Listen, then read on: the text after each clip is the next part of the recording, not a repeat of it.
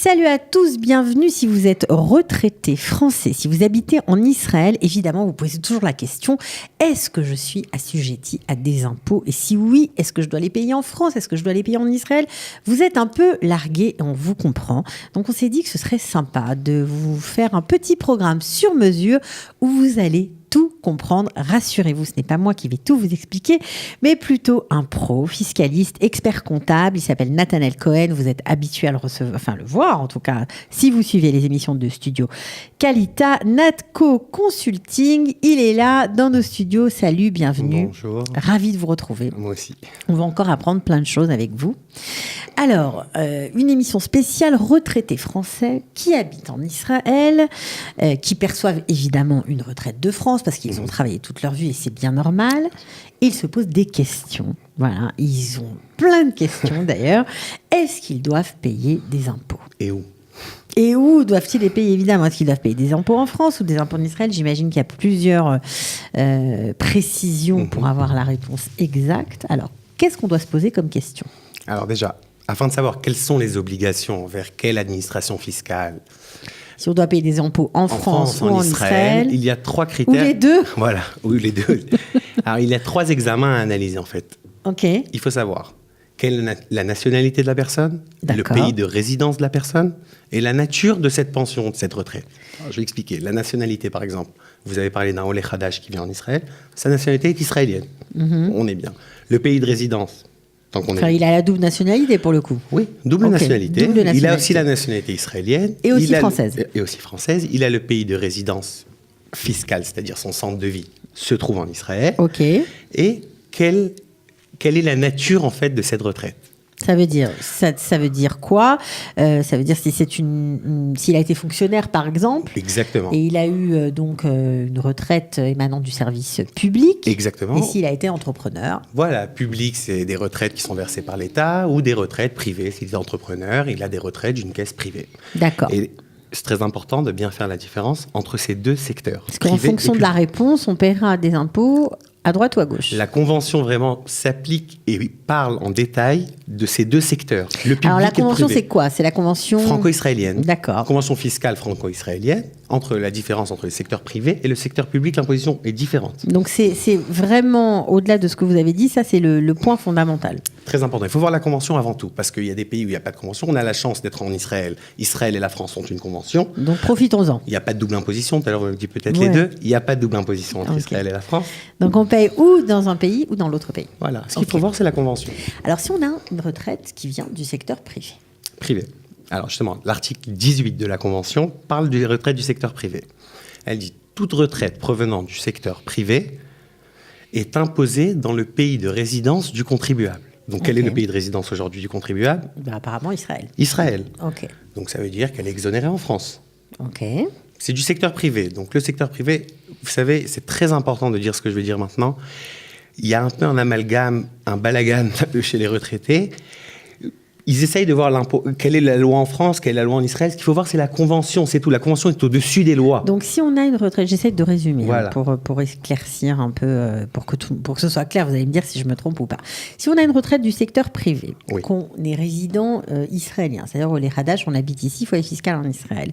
Donc, on bénéficie de 0 à 10 ans d'ALIA d'une exonération totale des impôts. Ah, voilà, alors... Comme vous m'avez dit, une retraite du secteur privé, elle n'est pas imposée en France, elle est imposée en Israël. Maintenant, en Israël, comme vous venez de dire, il y a une exonération de 10 ans. Voilà, donc, pour toutes les personnes qui sont venues après le 1er janvier 2007. C'est important de dire. Important de le préciser. Ils ont 10 ans d'exonération et les retraites sont considérées comme des salaires provenant de l'étranger, donc exonérées à 100%. Pendant 10 ans, si vous répondez à ces critères, vous ne payez pas d'impôts. Mais j'adore quand vous venez dans ce studio, Nathalie, vous nous annoncez toujours de bonnes nouvelles. Ni en France, ni en Israël. Il faut savoir que cette exonération, c'est vraiment quelque chose d'énorme. C'est un gros cadeau. Aujourd'hui, on parle beaucoup de l'Italie qui impose à 7% pendant les 5 premières années. Là, on est à 0 pendant 10 ans. C'est énorme. C'est énorme.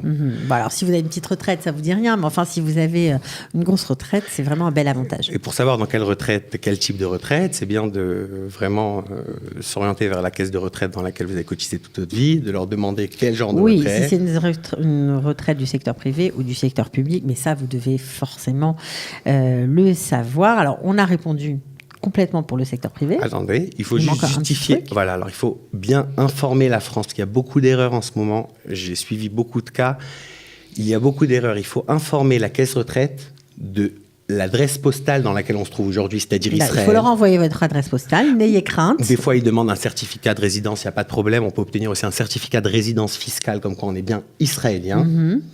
Et en Israël, on ne déclare rien pendant 10 ans, on est exonéré et tout est tranquille. Bon, alors, par contre, si on est du secteur public, c'est-à-dire, on va prendre un exemple fonctionnaire, tout simplement. On perçoit une retraite du ministère de l'Agriculture ou du ministère je sais pas moi, de l'Éducation, par exemple. Alors ça, c'est une retraite qui est servie par l'État. Les retraites du secteur public, on appelle ça des retraites qui sont servies par l'État. Alors, même dans ça, il faut faire la différence. Est-ce qu'on a toujours la nationalité française ou on n'a plus la nationalité française? Là, la nationalité rentre en jeu dans la question de fiscalité. D'accord. Ce qui n'était pas le cas dans le secteur privé. Ok. Donc, on est exonéré sous quelles conditions? Alors, déjà, avant tout, il faut savoir que l'article 19 de la Convention dit qu'une retraite du secteur public, contrairement à celle du privé, est imposée dans le pays qui verse, dans l'État qui verse cette retraite. Donc si vous êtes fonctionnaire, vous êtes contraint de payer des impôts en France. Mais on peut, si on veut à tout prix être imposé en Israël ou bénéficier des 10 ans, il y a une possibilité.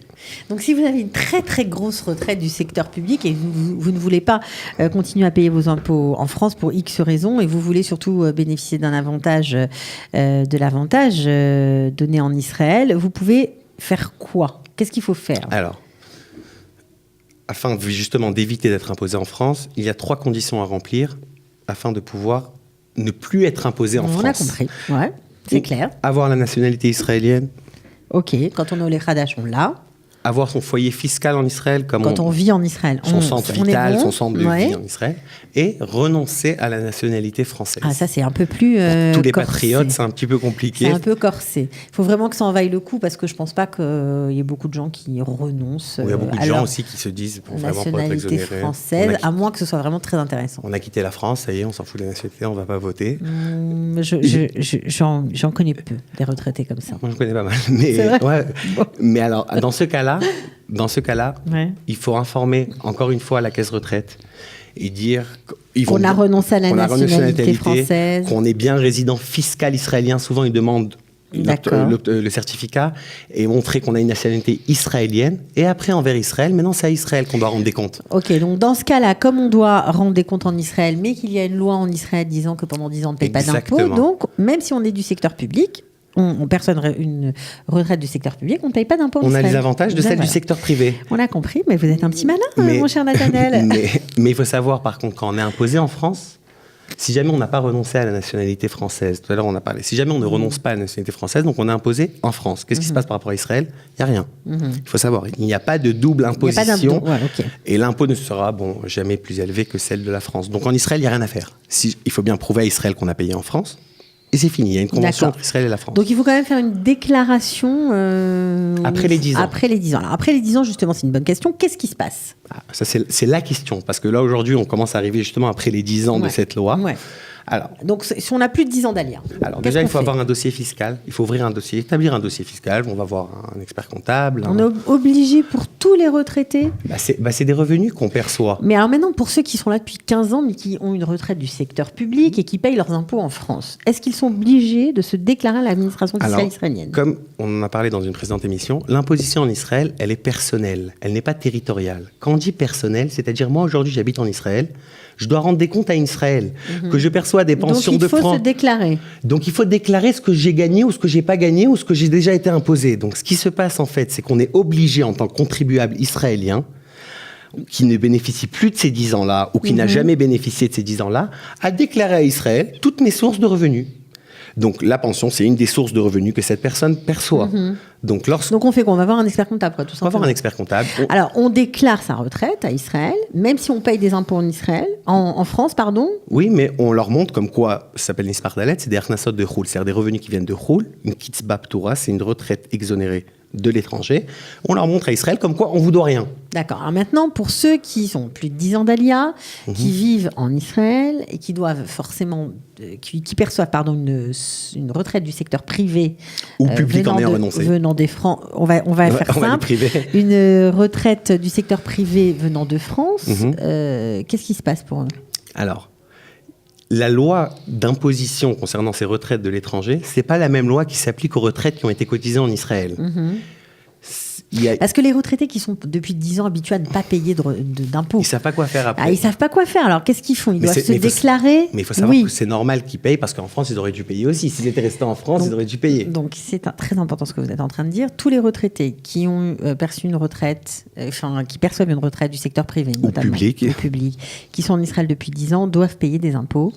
Ou déclarer avant tout. Déclarer en Israël. En Israël. Maintenant, et pour voir s'ils doivent payer des impôts ou pas. Exactement. Ici. Maintenant, comment ça se passe? Il y a encore un autre avantage pour les kitzbaot michoul, c'est-à-dire pour les pensions qui viennent de l'étranger. L'administration fiscale israélienne a donné encore un avantage supplémentaire. On ne va pas rentrer dans les plafonds, mais les pensions, normalement, elles peuvent être exonérées à 35%. C'est-à-dire, si j'ai reçu 100 de France, je suis imposé sur les 65.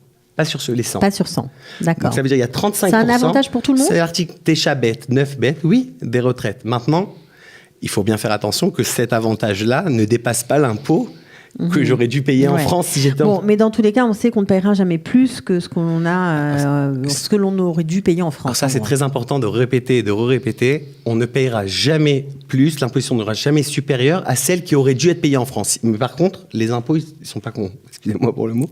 Ils demandent vraiment, montre-moi avec l'attestation d'un expert comptable français, combien tu aurais dû payer, combien tu as payé. Ils veulent voir.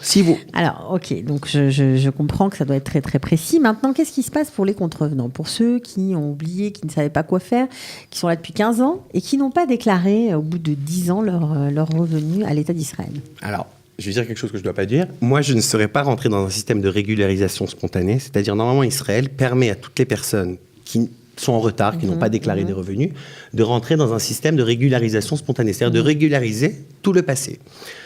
Quand on parle vraiment de sommes très importantes, des fois c'est important de bien fixer avec l'administration fiscale israélienne. Regardez, je ne savais pas, on vient par l'intermédiaire de quelqu'un, c'est toujours mieux, je ne savais pas, je vous devais tant, ne m'imposez pas, ne me rajoutez pas d'amende supplémentaire, parce qu'il faut savoir en Israël, lorsqu'on ne paye pas les impositions qu'on était assujettis, il rajoute, s'appelle Chayav Veloniel. Il était obligé, il ne l'a pas fait. Donc, il rajoute des amendes. Donc, c'est bien de vraiment... Il faut savoir qu'ils sont très indulgents en Israël. Alors, qu'est-ce qu'on fait? On doit se régulariser spontanément ou pas? Il faut aller ouvrir... Non, alors moi, le conseil que je donne à la plupart des cas, à moins qu'on parle vraiment de retraite, de pensions qui sont très importantes, par le biais d'un expert ou par eux-mêmes, qu'ils aillent à l'administration fiscale, dire voilà, je ne savais pas. C'est vrai que cette loi est un peu... Il y a beaucoup d'amalgame. Ouais. J'ai vu plusieurs cas qu'ils acceptent, ils sont vraiment sympas aux impôts, ils comprennent, c'est une personne âgée. Donc il n'y a pas de régularisation rétroactive, on commence à payer les impôts à partir du jour où on se déclare, c'est ça? Non. Il n'y a pas d'amende supplémentaire sur la non-déclaration, parce qu'il faut savoir que c'est des choses qu'on était imposées. Mais on doit payer rétroactivement? On doit payer rétroactivement. Beaucoup de personnes optent des fois pour commencer à partir de maintenant. Allez, à partir de maintenant, voilà les impôts. Vraiment, ils sont sympas en ce moment parce qu'ils comprennent que les gens ne savaient pas.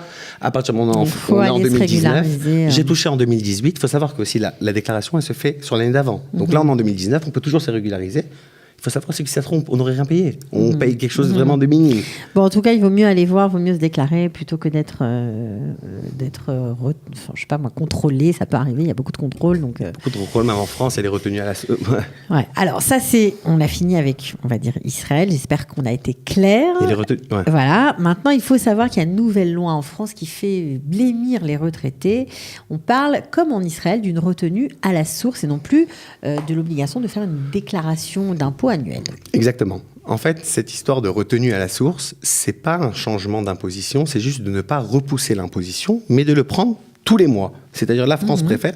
Mais il faut comprendre que dans les retraites, sachez que ça change rien. Ben voilà, c'est tout. On va s'arrêter là parce que sinon ça va être trop les compliqués. Trimestriellement, on vérifie. Par contre, il faut savoir, quand la France retient à la source, ça ne veut pas dire qu'elle a pris cet argent et c'est fini.